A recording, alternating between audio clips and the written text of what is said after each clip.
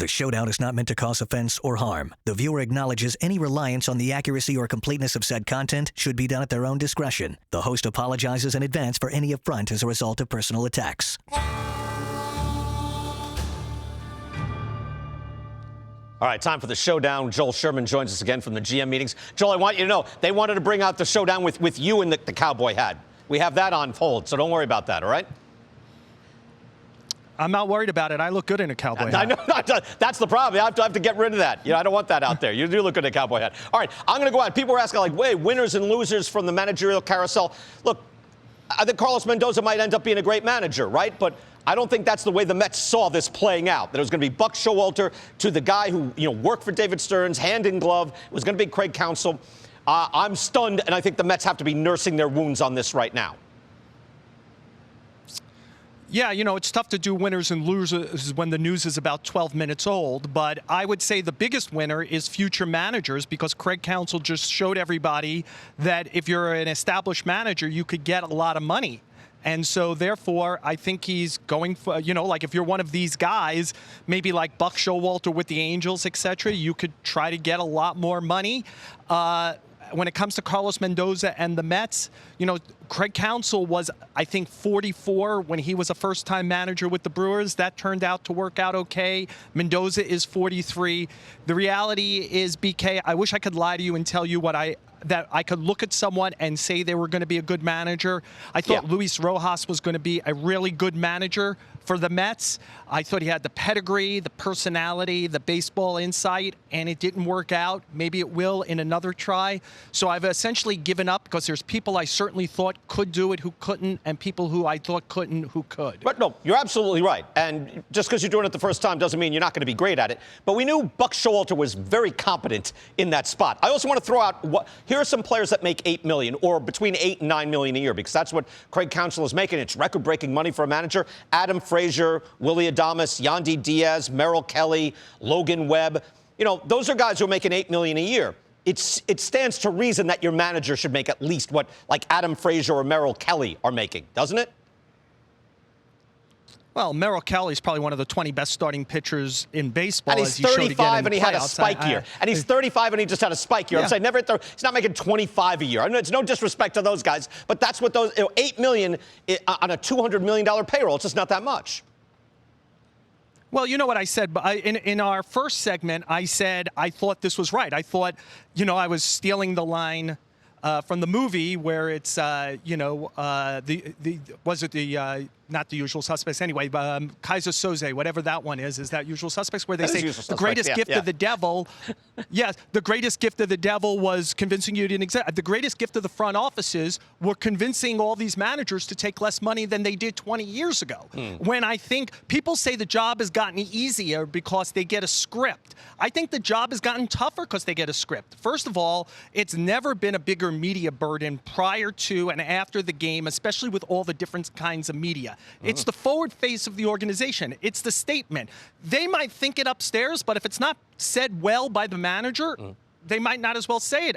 And you talk about the script, but they handle the script. They have to be able to improvise. The better the improviser, usually the better the team. And if it goes wrong and they follow every word of the script, trust me, you're going to end up being John Schneider, not Ross Atkins. Right. It's a good point. Right. And they also have to make the moves on the fly with, like, game planning. Game planning is at its peak right now, and it's sophisticated. All right, next thing. The Marlins going to Pete Bendix, GM of the Rays, now goes over the head of baseball ops for Miami, and the Rays way is spreading. I just want to show people, people who've come from the Rays. Andrew Friedman, Chaim Bloom, James Click, Brandon Gomes, former Rays player, Sam Fuld, former player. I'd make the argument, and I thought Kim Ng was doing a fine job, Joel, and did a lot with not that much.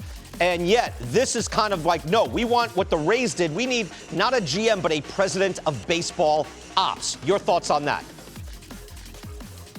Yeah, it feels like they're trying to go east and get down I-95 from Tampa. I think it's I-4 to I-95. Get you from Tampa Bay to the Fort Lauderdale, Miami area. For the Marlins, they're clearly trying to do more with less.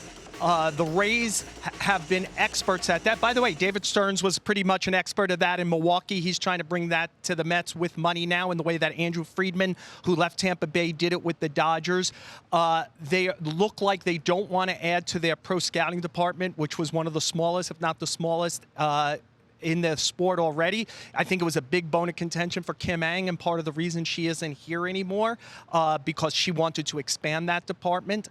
But, we'll see if this magic works. So again, sometimes it does and sometimes it doesn't. I think anybody who's ever had a conversation with Chaim Bloom leaves and believes they talked to a really smart, good person, and then he went to a bigger market in Boston. And did it lack urgency? Did he do exactly what ownership wanted and it not work? Who knows? Yeah. But clearly the Marlins want to try to steal some Rays magic, which is to take a nickel and turn it into a dime's worth of talent. Ruthless efficiency. Last thing, Joel. Just took a quick look, flying back from the World Series. I thought we'd be doing Game 6 and 7. We didn't. I'm looking over the free agent top 25. I'm barely interested. Joel, are you? Well, of course I'm interested because no matter how underwhelmed we might be by any of this, if you're a GM. If you're a GM, not covering it. If you're a GM, right? Because obviously Ohtani, but that's at $50 million a year. So, all right, go ahead. Now answer. Yeah, look, Cody Bellinger's on the top of your hitters list. Are the Dodgers the best run organization in the sport? They're on the short list. 11 months ago, they non-tendered him. Yep. Is he completely fixed, or is he kind of the hitting Carlos Rodon who kind of got it together before free agency, and then it's going to be a booby prize when he ends up on the next place?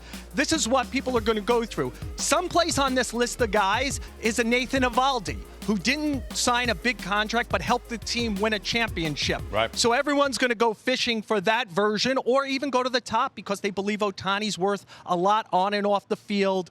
Yamamoto, maybe he's a front of the rotation guy here like he is in Japan. There's going to be – this is, like you eat the dinner that's served, right? This is the dinner that's served, and we're going to kind of go through it, and there's going to be difference makers here, and there's going to be bombs here. They're for future MLB Now shows when we figure out what's what. I'm saying if I'm a GM, I'm barely going shopping. Out of that top 25, absent the international guys, I'm making 3 phone calls. 3. And the international guys. That's all I'm doing. Right.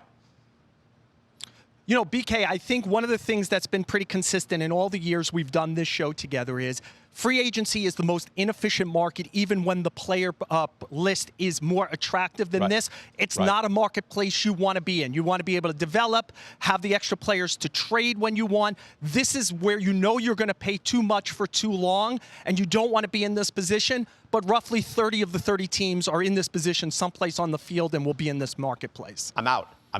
I'm saying, I'll make 3, 4 phone calls. That's about it. Joel, enjoy. I know you're getting plenty of time to relax, soak in the sun. No, he's not. He's not getting any time. Joel, enjoy it. Good talking to you. Thank you. Thanks.